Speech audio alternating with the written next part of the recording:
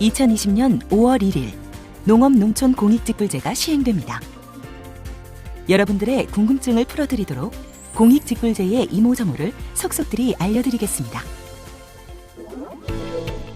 1단계, 기본형 공익직불금 신청 자격이 있는지 확인해야 합니다. 내가 농사짓고 있는 땅이 직불금을 받을 수 있는 땅인지와 농업인 기준을 충족하는지를 확인하셔야 됩니다. 먼저 농사짓고 있는 땅이 대상이 되는지 알아보면 그동안 쌀, 밭, 조건분리 직불의 대상이 되었던 농지에 대해 소농직불금 또는 면적직불금을 지급합니다.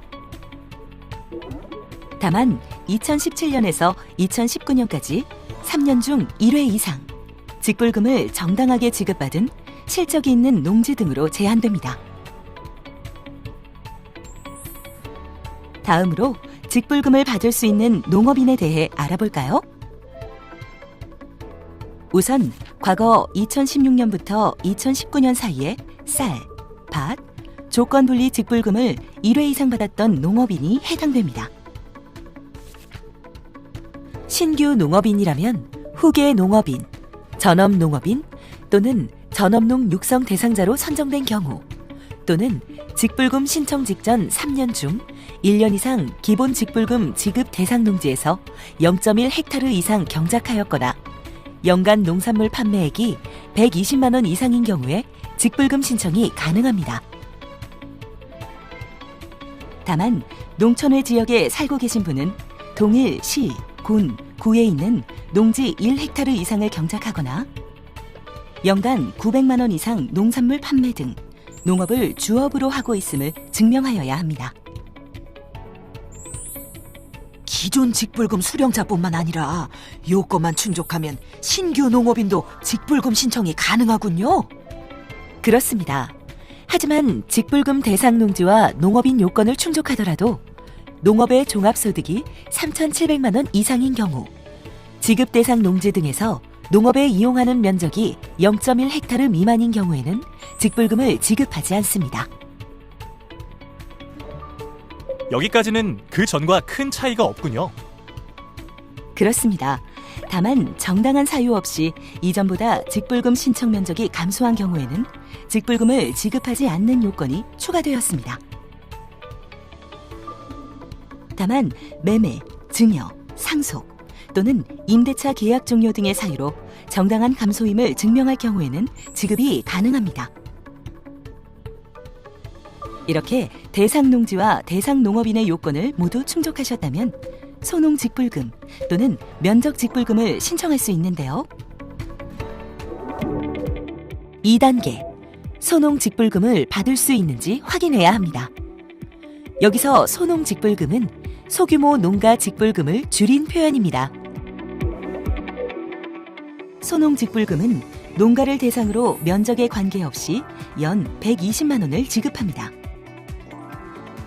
여기에서 말하는 농가는 주민등록표상의 세대를 의미하며 세대를 달리하더라도 가족관계증명서상 배우자, 19세 미만 미혼인 직계 비속, 혼인 외의 사유로 세대를 분리하였으나 그 기간이 3년 이내인 사람은 같은 세대로 봅니다.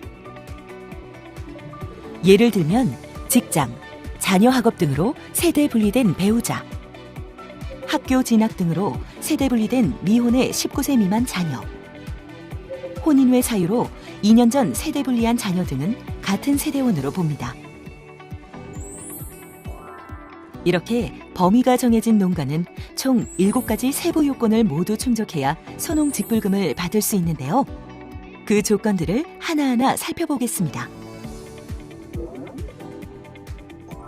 소규모 농가 직불은 농업인뿐만 아니라 비농업인인 가족 구성원도 함께 고려된다는 것이 중요한 포인트이기 때문에 회사원 아들도 농가에 포함되었습니다.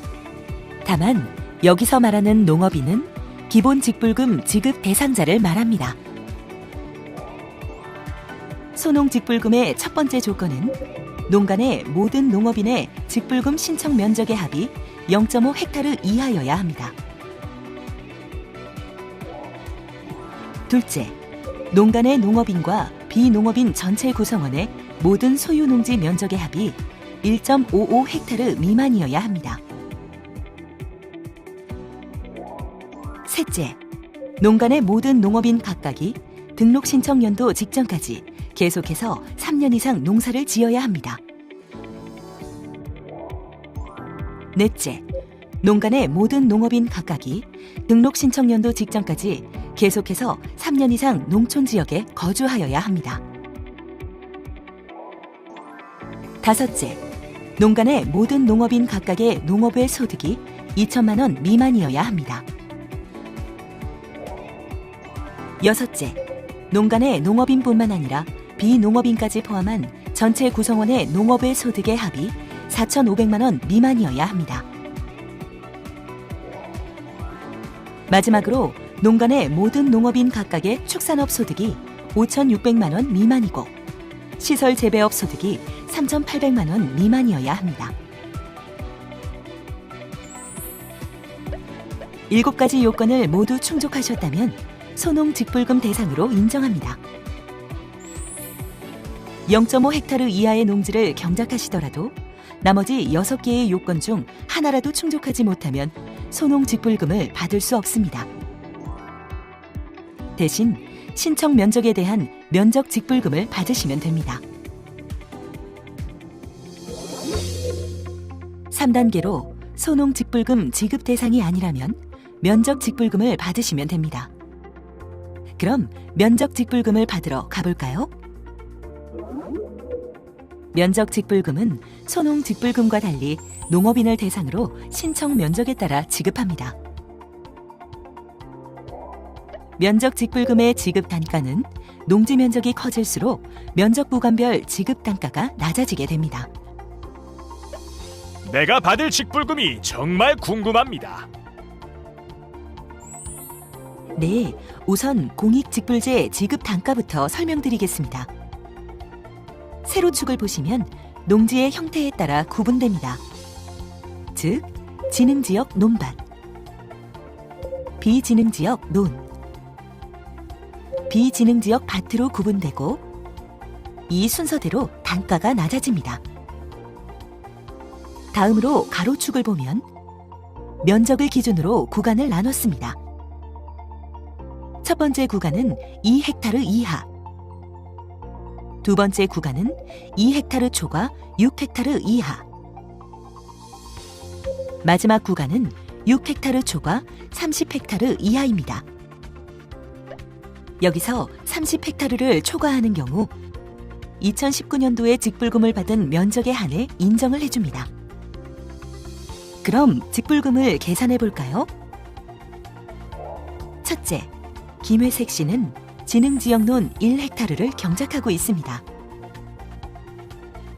이 경우 지능지역론 1헥타르에 1구간 단가를 곱하여 지급액을 결정합니다. 둘째, 박파랑 씨는 지능지역론 3헥타르를 경작하고 있습니다. 이 경우 지능지역론 구간별 단가를 순차적으로 적용하여 계산합니다. 즉, 지능지역론 2헥타르의 1구간 단가, 그리고 누적면적 2헥타르를 초과하는 지능지역론 1헥타르의 2구간 단가를 각각 곱하여 지급액을 결정합니다. 셋째, 정현두 씨는 지능지역밭 1헥타르와 비지능지역밭 2헥타르를 경작하고 있습니다. 이 경우 지능지역밭 구간 단가를 먼저 적용하고 비지능지역밭 구간별 단가를 순차적으로 적용하여 계산합니다. 즉, 지능지역밭 1헥타르의 1구간 단가, 비지능지역밭 1헥타르의 1구간 단가, 그리고 누적면적 2헥타르를 초과하는 비지능지역밭 1헥타르의 2구간 단가를 각각 곱하여 지급액을 결정합니다. 넷째, 김분홍 씨는 지능지역밭 1헥타르, 비지능지역론 4헥타르와 비지능지역밭 5헥타르를 경작하고 있습니다. 이 경우 지능지역밭 구간 단가를 먼저 적용하고 비지능지역 논밭 구간별 단가를 순차적으로 적용하여 계산합니다.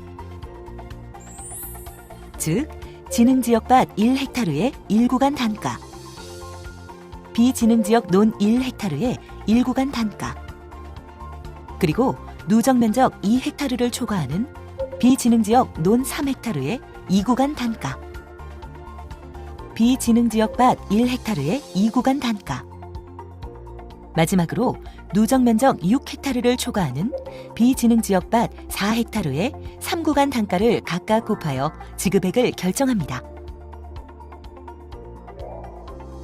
다만 예외적으로 소농직불금 기준 농지면적 0.5헥타르를 초과하는 농가가 지급받는 면적직불금 합이 소농직불금 단가보다 낮은 경우, 해당 농가가 다른 소농직불금 요건을 충족하는 한 소농직불금 신청이 가능합니다.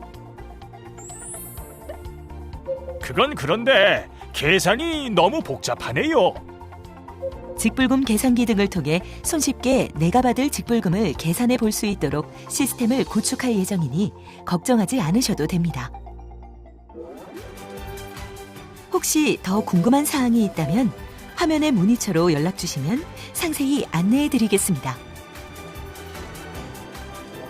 그럼 공익직불제 따라잡기는 여기서 마치도록 하겠습니다. 감사합니다.